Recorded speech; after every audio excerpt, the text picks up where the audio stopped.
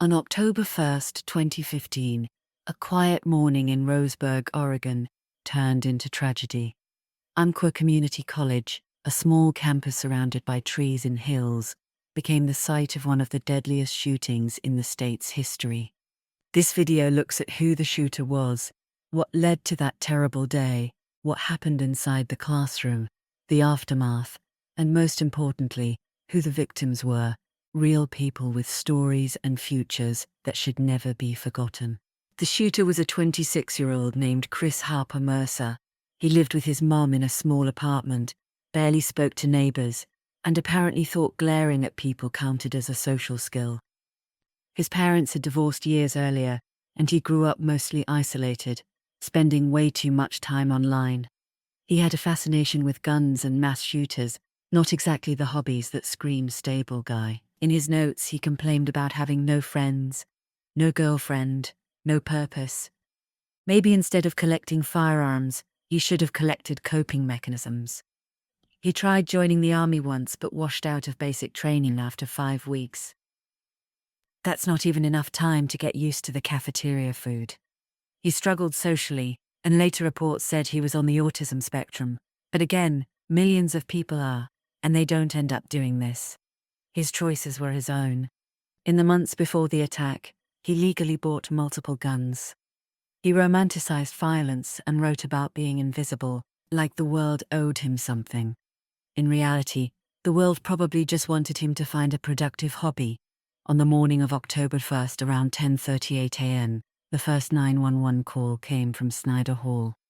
Harper Mercer walked into an English class he was enrolled in, carrying several handguns and extra ammunition. Witnesses said he asked students about their religion before opening fire.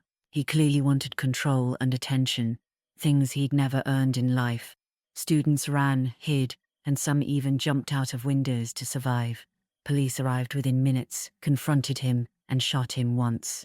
He retreated into a classroom and ended his own life. 9 innocent people were killed, several others wounded, all because one man decided his personal misery justified destroying everyone else's peace. Now, let's remember the people who actually mattered.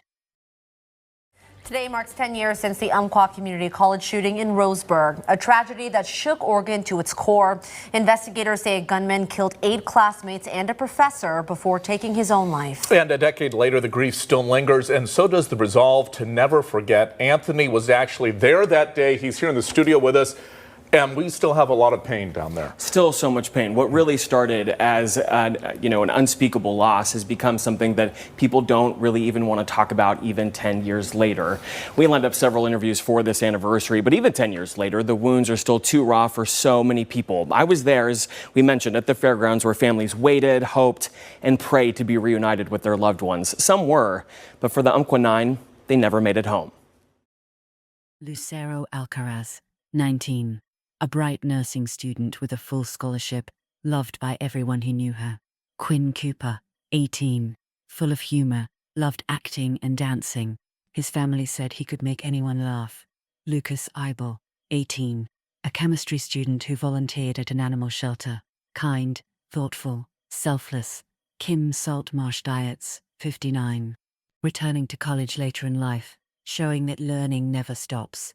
Lawrence Levine, 67. An English professor, respected and gentle, who loved teaching. Serena Dawn Moore, 44. A devoted Christian and animal lover, who showed calm, even in chaos. Each one had a future, a purpose, and people who loved them.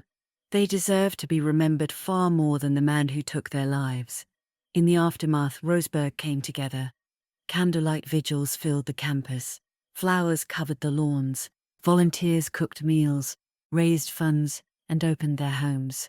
For a small town, the response was massive, proof that compassion still outweighs cruelty. Nationally, debates reignited: gun control, mental health, campus safety.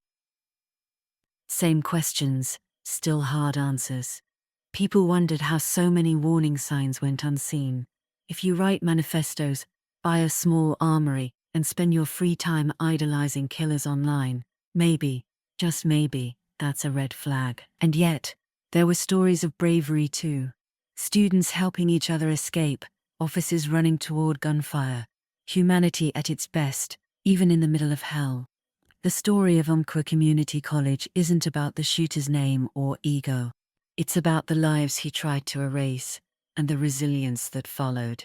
It's about what happens when anger and isolation fester, when help isn't reached for, and when someone decides everyone else should pay for their pain. If anything, this whole event proves that touching grass, talking to people, or getting therapy is way easier than ruining lives. And it's free. The victims of Umpqua deserve to be remembered, not as names, but as people who once smiled, learned, loved, and dreamed. Their memory is the part of this story that matters. So next time you see someone slipping away into bitterness or isolation, say something. Check in.